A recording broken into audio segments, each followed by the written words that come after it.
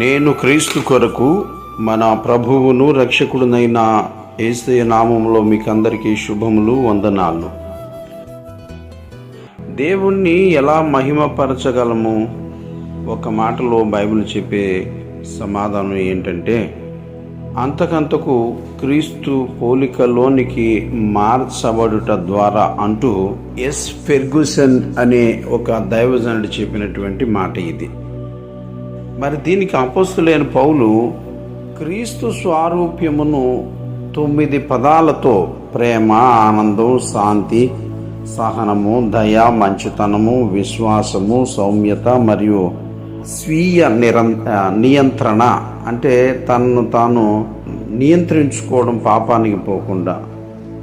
ఆత్మఫలాలు అనేది ఒక వ్యక్తి జీవితంలో దేవుని ఆత్మ పనిచేస్తుందనడానికి కనిపించే సాక్ష్యం. క్రైస్తవులు వీటిని పెంపొందించుకోవాలని పిలువబడే లక్షణాలు పెంపొందించుకోవడం కోసం.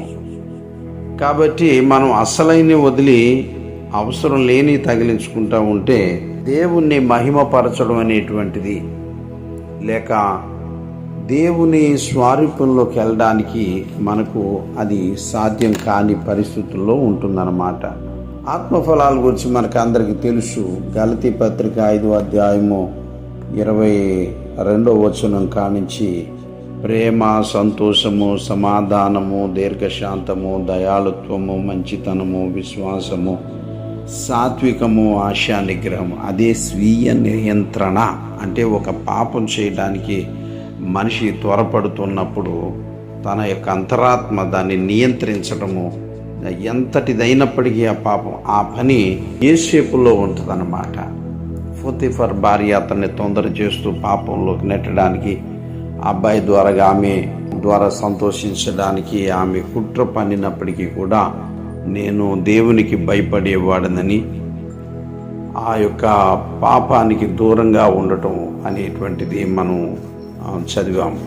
కాబట్టి దేవుని బిడ్డలారా, స్వీయ నియంత్రణ దేవుణ్ణి మహిమపరచడానికి చాలా ఉపయోగపడుతుందన్నమాట. కాకపోతే ఆ స్వీయ నియంత్రణకు వచ్చేసరికి చాలామంది తప్పులు పడిపోతూ ఉంటారు. జాగ్రత్త పడడానికి వాక్యము దేవుని యొక్క స్వారూప్యంలోకి మార్చబడదనేటువంటి గొప్ప ఆలోచన మనకు ఉండాలి. అట్లా ఉండటానికి ప్రభు సహాయం చేయను గాక.